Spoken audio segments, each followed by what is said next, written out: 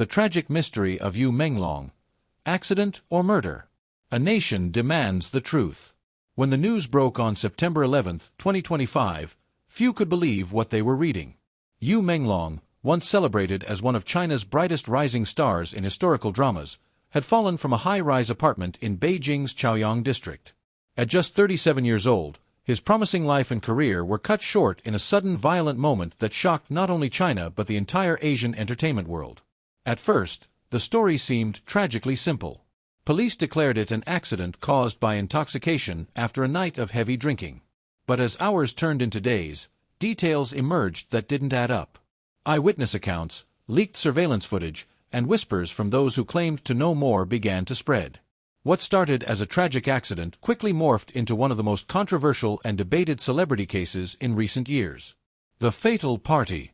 On the evening of September 10th, Menglong attended an exclusive private gathering at the luxury penthouse of screenwriter Zhao, a man known both as Yu's longtime friend and respected figure in the industry.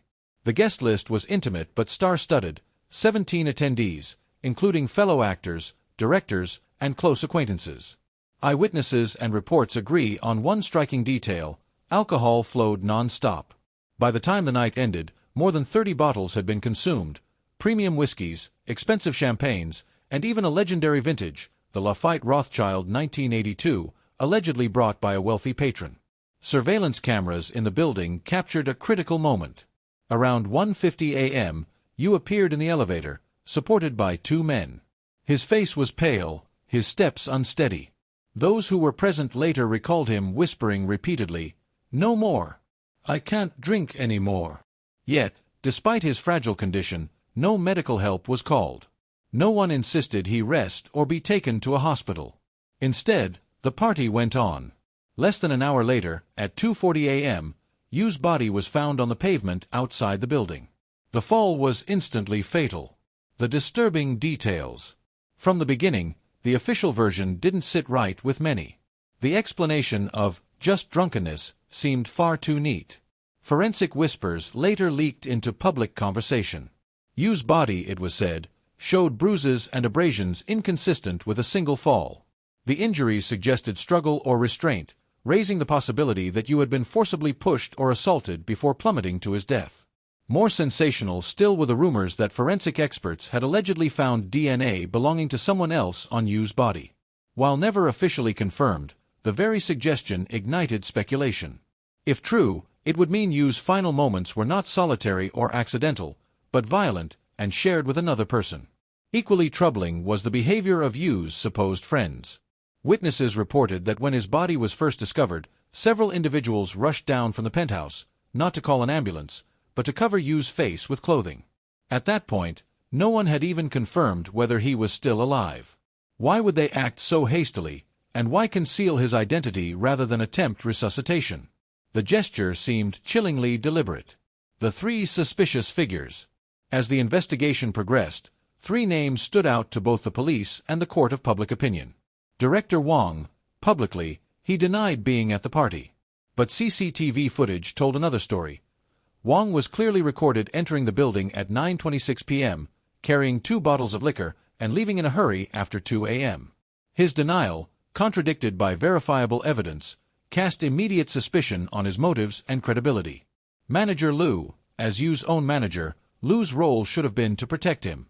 Yet records revealed that Lu received 3 untraceable calls from disposable numbers in the hour before Yu's death. After the final call at 2:10 a.m., witnesses say Lu abruptly insisted the gathering should end. Who was on the other end of those calls? And why were they timed so precisely before Yu's fatal fall? Screenwriter Zhao, the host of the party, became perhaps the most mysterious figure of all. Just 3 days after the tragedy, Zhao reportedly packed up his belongings in the middle of the night with the help of 4 unidentified men. Neighbors said he looked panicked, constantly checking his phone, before disappearing into a black SUV with no license plates. His last known phone signal was traced to Hebei province, after which he vanished completely. For many, these 3 individuals were more than just attendees. They were potential players in a darker plot. The rumors of the entertainment, unspoken rules. Beyond the individuals, the tragedy tapped into a broader narrative that fans and insiders have whispered about for years: the so-called unspoken rules of the entertainment industry. Yu Menglong, despite his talent and popularity, had allegedly been blacklisted for refusing to bow to the exploitative demands of powerful figures. Some sources claimed he resisted sexual advances from wealthy patrons, paying the price with stalled projects and professional isolation. Only months before his death, Yu had closed his personal studio due to financial strain. Yet, he remained determined to rebuild his career. Friends described him as depressed at times but hopeful, with multiple new projects scheduled for release in the following year. He had plans, he had reasons to live, and he had never once expressed suicidal thoughts. So why did he die in such suspicious circumstances? To many, the answer seemed obvious. Yu wasn't a man who gave up, he was a man silenced. The internet erupts. Within hours, Weibo exploded. Hashtags like "Justice for Yu Menglong" and "Truth Behind the Fall" trended with millions of posts. Fans dissected every piece of leaked CCTV, every inconsistency in testimonies, every rumor of DNA evidence. Some drew chilling parallels between Yu's case and other mysterious celebrity deaths in China, cases where suspicions of foul play had never been resolved. Theories spread that Yu had threatened to report exploitation to the police and had paid with his life. Others urged restraint, warning against spreading unverified claims that might harm innocent people. But in the absence of transparency from authorities, the vacuum of truth was quickly filled by anger, grief, and speculation. A mother's heartbreaking plea.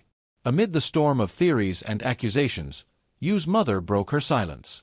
In an open letter, she wrote, "My beloved son has left us forever after a fall from a high floor following a night of drinking. This sudden loss has plunged our family into unspeakable sorrow. I ask everyone to remain rational about this heartbreaking incident and not to let speculation cause further harm. I only hope to live quietly, carrying my son's memory with me, making him proud each day." Her words were both moving and painful. They reminded the public that beyond the theories and headlines was a grieving family, devastated by the sudden loss of their only son. No closure, only questions. To this day, the truth remains elusive. Was Yu Menglong's death the result of alcohol and misfortune, a tragic accident after a night of excess?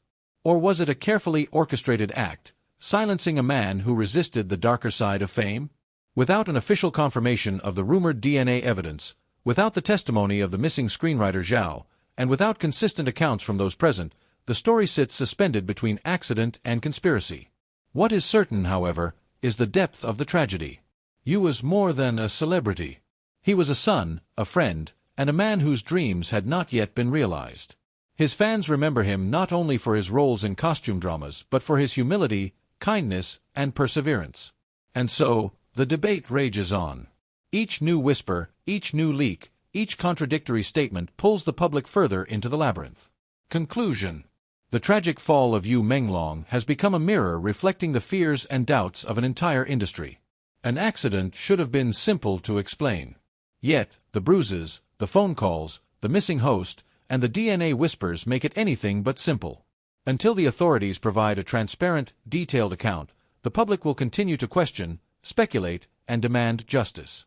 For now, Yu Menglong's story is unfinished, a chapter left open in the book of China's entertainment history. And perhaps that is the most haunting part, that a man so full of life, so unwilling to bend to corruption, may have been taken not by fate, but by design.